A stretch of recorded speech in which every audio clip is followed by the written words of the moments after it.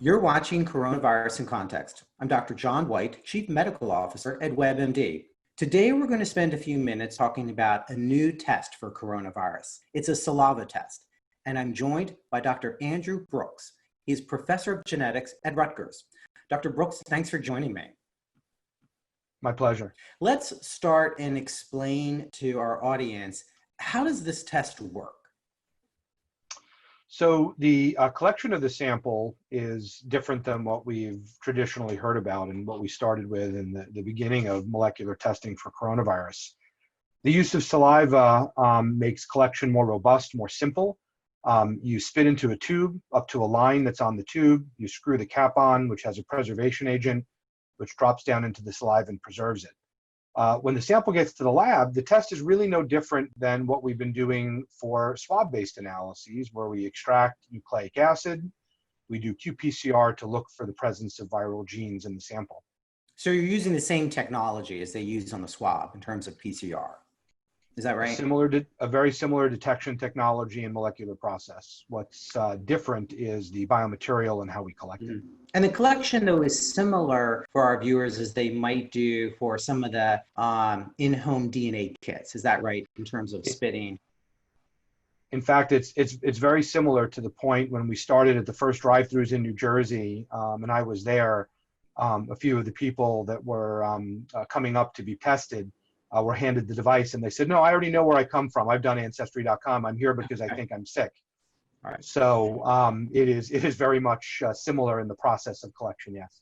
And this is not antibody testing. This is a diagnostic test for coronavirus, COVID-19, correct? Correct.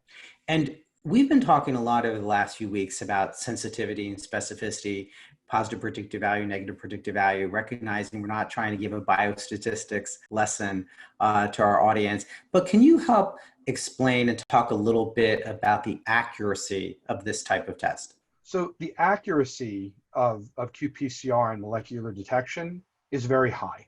At the outset, you want to make sure that the design of the probes and primers that you're using are specific to what you want to detect, so you know that the specificity is for the virus or the transcript or whatever you're looking for. And all of the tests out there have a very high level of specificity. It's not like an antibody test where there may be cross-reactivity to proteins in a similar organism. So the specificity is direct. The specificity, if it's very high, it's also going to allow us to rule in a disease if it's positive, correct? Correct. But also to keep in mind that all of the emergency use authorizations are for presumptive diagnoses.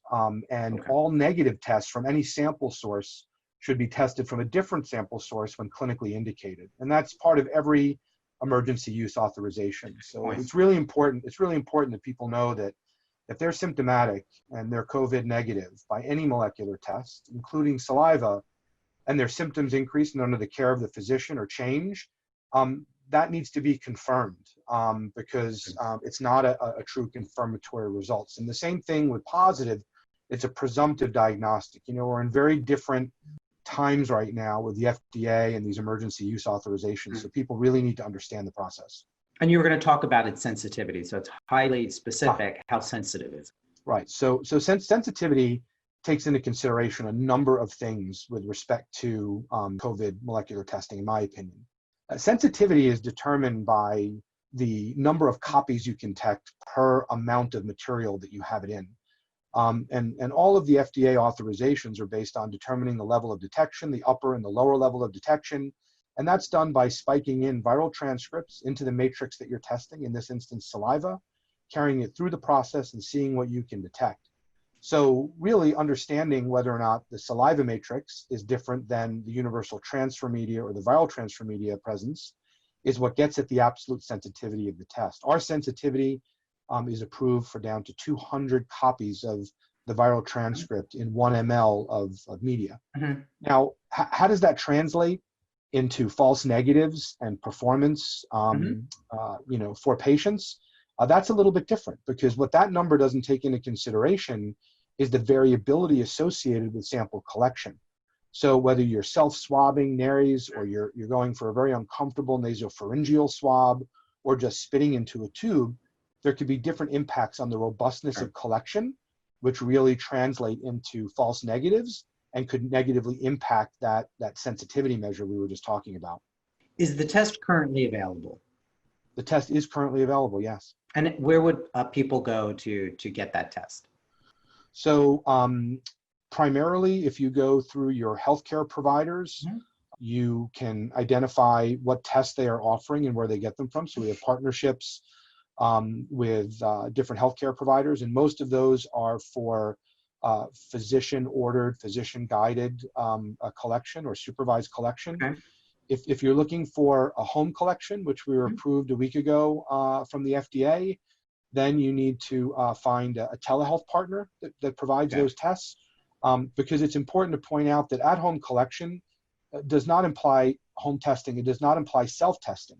Okay. It's important to point out that the test still has to be ordered by a licensed physician in your state. There still has to be the proper identification of the right person in the right test Mhm. or device that you're using. And the test then needs to follow all the EUA authorizations. So there are 3 partners currently supporting our test. There's Vault Health, Vitagene or IO Health, and IX Layer. We have vetted and approved Okay. their process to ensure that home collection is being done the way the EUA authorizes.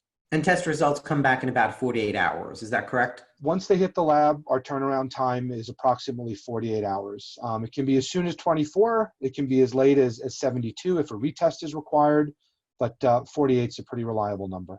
Well, this is one more tool in our toolbox for testing. Is it going to change the testing paradigm? I think what it does is it makes testing more available. There are no tests currently approved for truly asymptomatic individuals. We're collaborating with the FDA and with others to try and get to that point. And once the FDA is comfortable with respect to the incidence or understanding the incidence and how that impacts sensitivity, then saliva will really change the landscape quite a bit. You know, for the immediate past, it's been about getting patients to the test.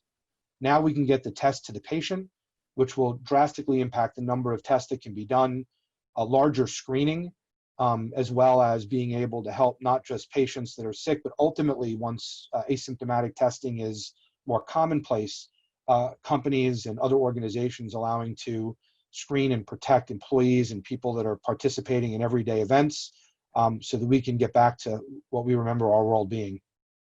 Well, Dr. Brooks, I want to thank you for taking the time to speak with us today. My pleasure. And I want to thank you for watching Coronavirus in Context. I'm Dr. John Whyte.